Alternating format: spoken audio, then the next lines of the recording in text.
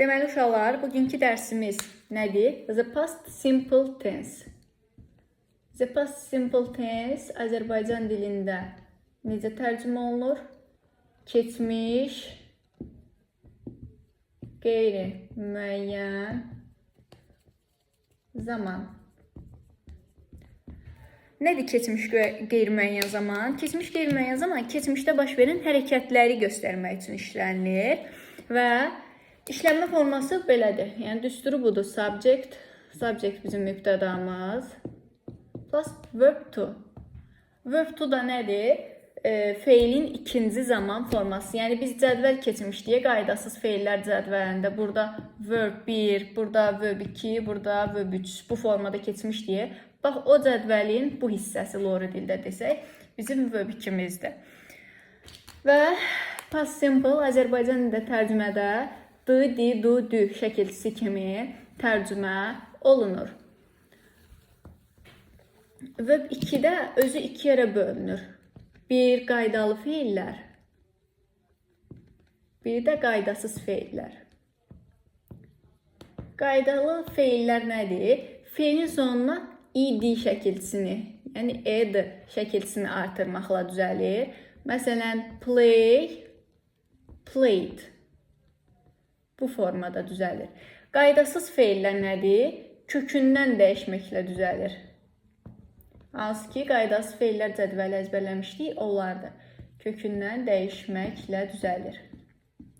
Məsələn, go, ikinci forması nədir? Went. Və yaxud da ki, see, ikinci zaman forması nədir? So. Bu formada.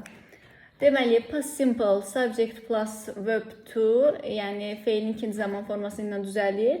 Feilin ikinci zaman forması iki yerə bölünür. Qaydalı və qaydasızlar. Qaydalılar feilin sonuna ed artırmaqla, qaydasızlar da kökündən dəyişməklə düzəlir. Daha sonra gəlin cümlə quruluşuna baxaq. Sualına, inkarına, onlar necə düzəlir, onlar haqqında məlumat verək.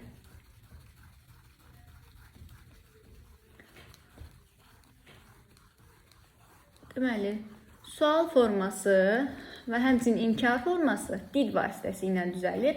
Amma necə düzəlir? Yazaq, interrogativ. Sual. Dedik ki, did vasitəsi ilə düzəlir. Did nə olur? Cümlənin əvvəlinə keçir. Və did cümlənin əvvəlinə keçərkən bizim o feilimiz var idi, keçmiş zamanda olan feilimiz. O, indiki zaman formasına, ya birinci halına qayıdır. Gəlin nümunədə baxaq. Məsələn, deyirəm, I went to school yesterday. Mən dünən məktəbə getdim. Went'imiz var və hardan bilirik bu keçmiş zamandadır? Yesterday, keçmiş zaman göstəricimiz var. Amma yəni bu olmaya da bilər. Bundan görürük ki, bu keçmiş zamandadır. Sualını necə verəcəyik? Did cümlənin əvvəlinə keçəcək. Did I, went'imizi olduğu kimi qətiyyən yaza bilmərik. Yəni bir cümlədə iki dənə keçmiş ola bilməz. Went qayıdır əvvəlki formasına. Did I go to school yesterday? Bu formada. Daha sonra negativi, inkar forması. Burada da do, did, üstəgəl not formasında düzəlir. Yəni didn't. Bu formada. Bunu da nümunə üzərində göstərək. I went to school dedik, düzdür. Yazırıq. I didn't went deyə bilmərik yenə. Bir cümlədə iki dənə keçmiş olmaz. Qayıdır birinci zaman formasına. I didn't go to school. Mən məktəbə getmədim. Yesterday, dünən. Mən dünən məktəbə getmədim. Bu formada düzəlir. Deməli, sual forması interrogativ formda did cümlənin əvvəlinə keçdi və bizim əsas feilimiz sualda birinci formasına qayıtdı. Həmçinin inkar formasında did not, didn't vasitəsi ilə düzəldi və didn'tdan sonraki feilimiz keçmiş zamanı atıldı. Çünki bir cümlədə demişik ki, keçmiş olmaz. Qayıtdı birinci zaman formasına, yəni indiki zamanına qayıtdı. Bu da bu qədər. Keçir indi zaman zərflərinə. Zaman zərflərimiz hansılardır? Zaman zərfləri. Ən məşhur zaman zərfimizdən başlayırıq. Yesterday. Dünən. The day before yesterday. Bu da çox düşür. The day before yesterday. Bu sırağa gün deməkdir. Dünən yox, yəni ondan əvvəlki gün. Last keçən deməkdir. Və lastla müxtəlif sözlər işlərir. Məsələn, last week, last year, keçən həftə, keçən il və yaxud da ki, last month, keçən ay. Last bu formada işlənir və keçmiş zamanı zaman zərflərinə çevrilir. Daha sonra hansı zaman zərflərimiz var? Ago, əvvəl. Ago, əvvəl deməkdir. Məsələn, 2 days ago, 2 gün əvvəl. Və in.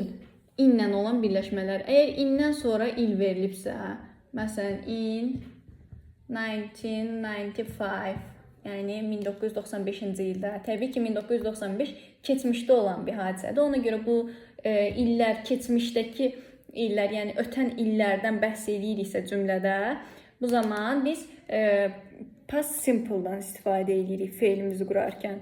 Və yaxud da ki, in my childhood, mənim uşaqlığımda, in my young years, daha doğrusu, young cavanlığım, in my years, mənim cavanlığımda, bu formada.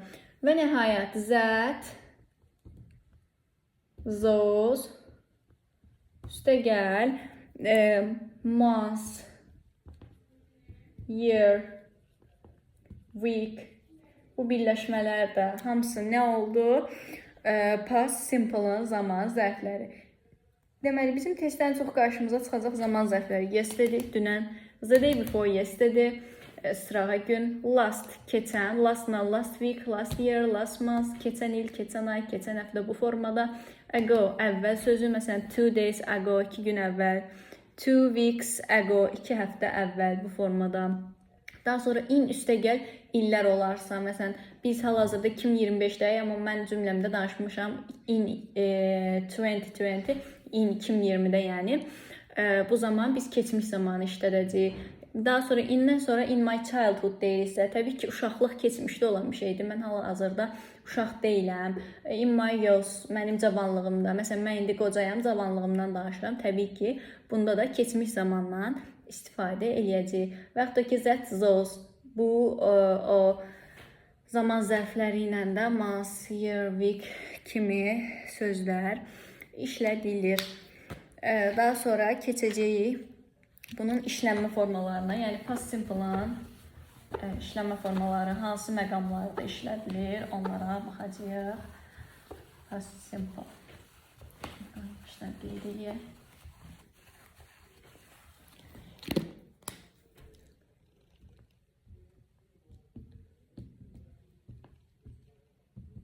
İşlənmə formaları.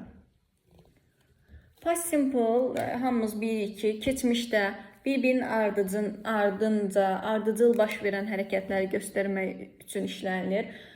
Məsələn, mən keçmişdən danışıramsa, təbii ki, feillərim də keçmiş zamanda olmalıdır.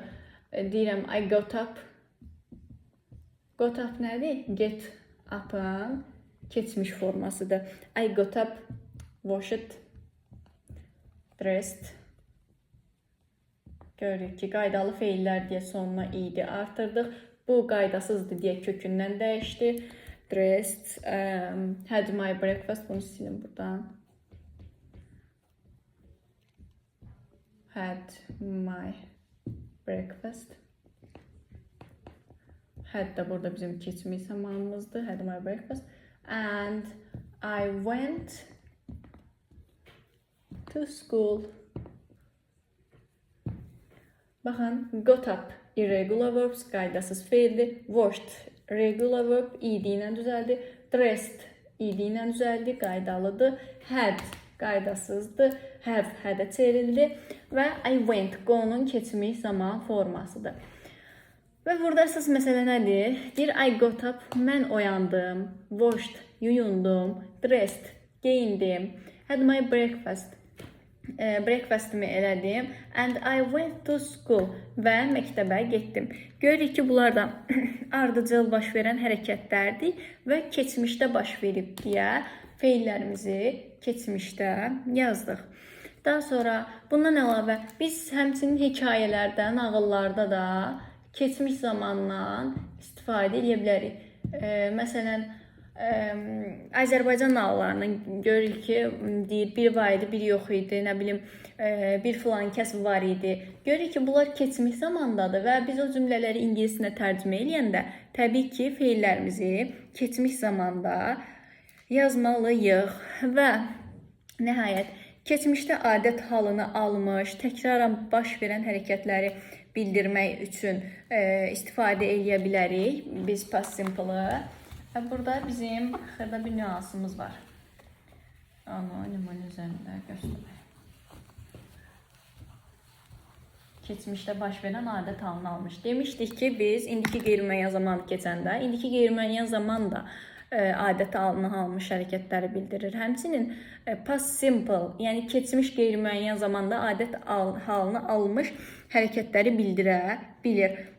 Və bu zaman biz present simple, yəni indiki zamanın zaman zərflərində istifadə edə bilərik. İndiki zamanın zaman zərfləri də hansılardır? Ən məşhurlar often, usually, sometimes, seldom, bu tip zaman zərflərindən təbii ki istifadə edə bilərik. Baxın, məsələn, nümunə deyirəm. I always, deyirik ki, I always, indi buna indiki zamanda olan verb bir formasında feil yazaq. Təbii ki, yaza bilərik. Amma biz məzmunu başqa formada deyiriksə, feilimizi dəyişə bilərik. Keçmiş zamanda past simple-da yaza bilərik. I always went to work by bus when I lived in London. Deyir ki, I always went to work by bus. Mən həmişə işə avtobusla gedirdim. Keçmiş zamanda işlətdim. Nə vaxt? When I lived in London. Londonda yaşayanda. Gördük, venimiz bizim bağlayıcımızdır və yadda saxlayırıq. Venlə nə vaxt cümlə qururuqsa, venin hər iki tərəfində olan hissələr keçmiş zamanda olmalıdır və yaxud da ki, indiki zamanda olmalıdır venlə cümlə qurarkən. Yəni, bu indiki zamanda olsun, bu keçmiş zamanda olsun, o formada qaydamız düzgün deyil.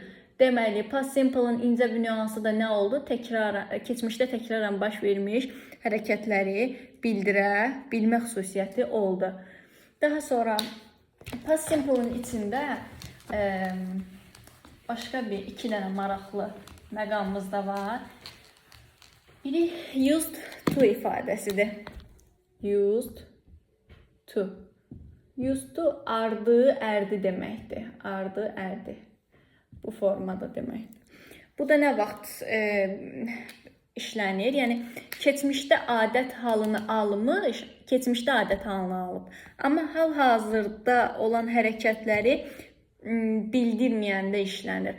Məsələn, Azərbaycan dilində deyilir, cümlə quranda da çox vaxt deyilir ki, məsələn, mən əvvəllər kitab oxuyardım. Necə deyərik?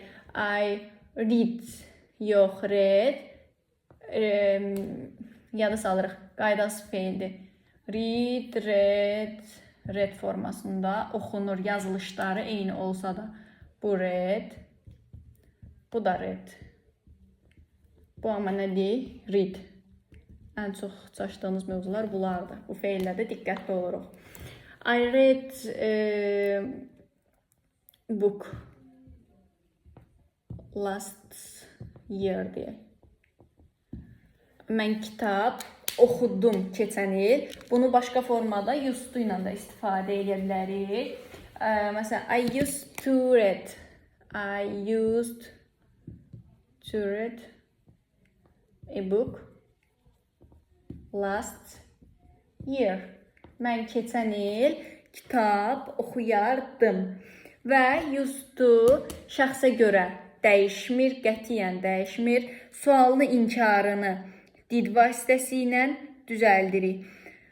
Və yenə did vasitəsi ilə düzəldəndə təbii ki, feilimiz verb 2 formadan birinci formaya keçir. Daha sonra, yəni used-u düzdür, testdə falan çox az düşür, amma təbii ki, danışıq zamanı, speakingdə used ifadəsindən istifadə etmək bizi 1-0 öndə eləyir. Çünki maraqlı ifadədir və hər adam used ilə cümlə qura bilmir. Sonra bir də bizim keçmiş zamana aid would feilimiz var. Would və would üstəgəl to-suz məstər. Düsturumuz bu formadadır. Would nə vaxt işlənir? Bu da keçmişdə adət halını almış hərəkətləri bildirmək üçün işlənilir və used ilə demək olar tərcüməsi eynidir. Nisbətən arzu, istək mənasına gəlir məzmun cəhətdən. Məsələn, nümunə qorsaq, deyərik ki, when I was young, mən cavan olanda, I would play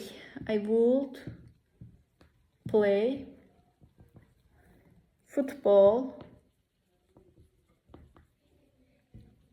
every day. Every day də qəsdən yazdım. Buraya indi izah edəcəm. Deyir ki, when I was young, mən cavan olanda, I would play football every day. Hər gün futbol oynayardım bu formada. Gördüyümüz kimi, would'dan sonra gələn feilimiz to-suzu işlətməliyik. To olmaz qətiyyən would'dan sonra. Və biz every day zaman zərfini işlətdim. Keçən dərslərimizdə də demişdim ki, bu every day'dir, sometimes'dir, often falan. Bunları biz müxtəlif zamanlarda işlədə bilərik. Yəni, bu zaman zərfləri ürəyə açıq zaman zərflərdir. Bu formada yadda saxlayırıq. İstənilən zamanın içində bəzən işlədə bilirik, adətən işlədə bilirik. Burada da həmçinin, every day, əvvəllər hər gün oynayardım, məsələn, bu formada. Və yaxud da ki, I play football every day. Mən hər gün futbol oynayıram. Təbii ki, bu cümlənin içində yox, başqa bir sadə cümlə qurdum.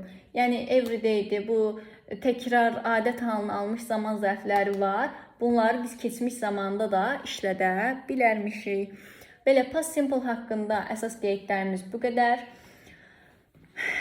Zeynəb, başqa sualınız var?